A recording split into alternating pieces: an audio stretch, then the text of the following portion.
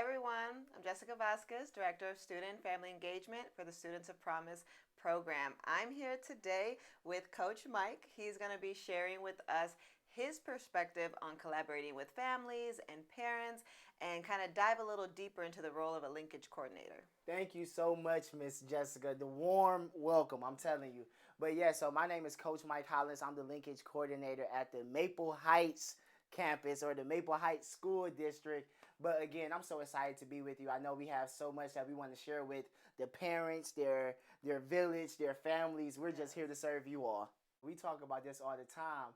And the Maya Angelou quote that says, I come as one, but I stand as 10,000. And what's so interesting about coming as one and standing as 10,000 is we have amazing linkage coordinators in the other school districts. I know you got Mr. Brown, Miss Ziegler, you have Miss Nettis, Miss Mims, Will over at Bedford. I'm telling you, they are amazing. But again, I'm like the representation of them, but don't give me that much credit. I'm just here because they cannot make it tonight. So, Miss Jessica, I'm so excited to be here with you. Yes, thank you so much for being here with us, Coach Mike. So Yes, I really ma'am. was excited to bring a linkage coordinator onto our programming, and we're talking about family engagement. So I really want to know if you could share with us more about your role as a linkage coordinator and what it looks like to be collaborating with families and parents. In a very real sense, Miss Jessica, my role is to serve the students as that mentor, as that person that they can go to when they're going through difficult times. And you know what? Us as linkage coordinators, we come together, right? So we form huddles. Typically, we do it on Thursday. Our head coach will be Mr. Ivory. I know you all talked with him earlier, but our head coach give us the game plan as linkage coordinators or assistant coaches. Our job is to take this formulated game plan and implement it in with our students. So that's pretty much what I do. A lot of what we see in youth programs, obviously, we're emphasizing we want to see them excel in school. We want to Mm-hmm. see them thriving. We want to prepare them for training programs, for college. Yes. And we do see that there is that emphasis on social emotional well being. Mm-hmm. But I'm going to tell you, I have been in the field 14 years now. I actually did the math the other day and I was like, 14 years. 14 years. So I'm not really aging myself. Okay. I Okay, that's fair. I got a chance to, right out of my first year of college, work with a youth program. Mm. So from that point on, I want to say every year I've had the opportunity in some capacity to be working with adolescents. And I've consistently seen social emotional learning be a focal point in schools, out of schools, in athletics, at the Boys and Girls Mm. Club.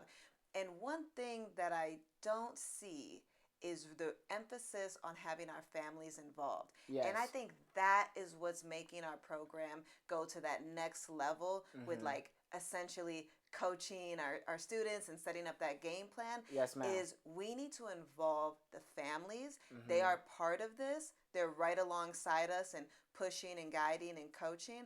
So I want to Mm-hmm. hear from you. What's your perspective or what has been your experience in collaborating with families in that capacity? That's great. That's a large question to just break down. But you and I spoke off the scene about this. And shout out to Antoine Steele. I love you, mentor. You my guy. In his program, it still takes a village. We talked about this off the scene by it still taking a village. So when you think about our students, their support that they need, it may be the family member, it may be the mother, it may be the father, it may be the brother, the sister. I remember us talking with Mr. Ivory. Kudos, Mr. Ivory, whenever you watching this. I know I said kudos three Lead times, coach, but lead coach. lead coach, head coach. But I remember we talked about this, and what we said was, everyone has a part. Can we keep it with sports for one more second, Miss Jessica? Yes. I mean, we love the analogy. It makes all the sense in the world, so keep at it. Just sports. Just give me. I was an athlete. I'm a former athlete, You're so I Coach tried. Mike for a reason. I'm Coach Mike for a reason. But what's interesting about this is you have a head coach, assistant coaches, but what we don't talk enough about is, well, what about the volunteers? Right? We don't talk enough about the water girls. We don't talk enough about the trainers.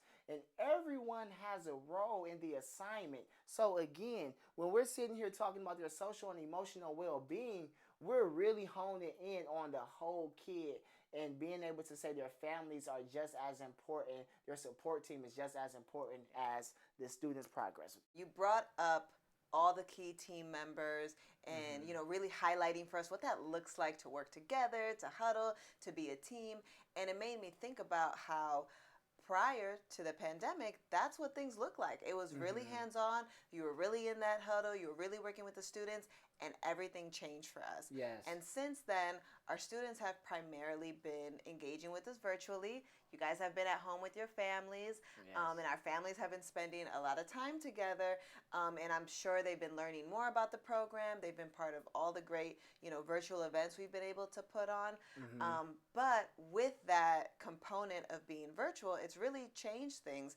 So I know we're at the point now where we may be coming out of it. We may be able to engage a little bit more with our families in person. Yes.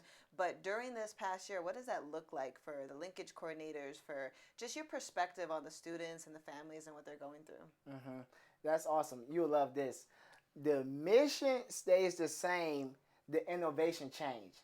I love that. Right? I love that. Think about that. The mission, we're still I'm a student of promise. Each day is promising. Each school year is promising. It stays the same. Yes. But the innovation of technology, what it does is, honestly, it allows us to transport information faster.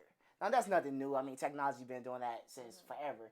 But in a sense, now the students really get to dive in on our core, our essence of who we are. And we're just bringing it in a different fashion. Yes, at first it took them a while, to get acclimated to the new settings, the time, the place, depending on what school you're at. But, now that they're acclimated, now they're adjusting again. Because like we said, some are going in with hybrid method. And hybrid is just meaning that, they may go in part-time and they may be online half the other time. That's not good. And that's actually a lot of what I imagine. You got to edit that. Right, Tommy? You got to edit. Okay. I imagine that's a lot of what programming for Students of Promise is going to look like. It's going to be still incorporating all the things we've been able to achieve virtually, and then dabbling back into, when can we see them in person? When can they go on exposure trips? So in a lot of ways, we'll be looking pretty hybrid. Yeah, and there's nothing wrong with that. To be honest with you, this is our new norm until it isn't, right? Yeah. So because this is our new norm, Students of Promise is a program that's so important, that's so vital, because now we're able to give the students, the technology aspect of it, and we're able to give the students the in-person part. It's really like you get a 2-for-1 deal. Yeah, I really think it's taken everything to the next level. And one of the main things has been the way it's taking things to the next level with our families. Because, like we talked about, it's so easy to focus on the students. Yes. And we have them in school. Yes. And we're taking them on trips and we're doing programming. Yes. Once they've been at home with their families, it really prompted us to think about innovative ways we could engage the families, have them involved, and we don't want to lose that. So we're so excited to be bringing you programming to support you, to really strengthen the relationships in the family, to keep you connected to us and our programming, and you're going to be able to do that virtually, in person, so our families don't miss out. Oh, they don't miss out on anything. Like, everything's just getting stronger. Yes, the huddle is getting bigger. yes, Miss Jessica. Well, thank you so much for being with us, Coach Mike. I'm really excited for all the things we're going to be doing. I know you guys are going to continue to build strong relationships with your students' linkage coordinator, and I look forward to all of us building stronger relationships.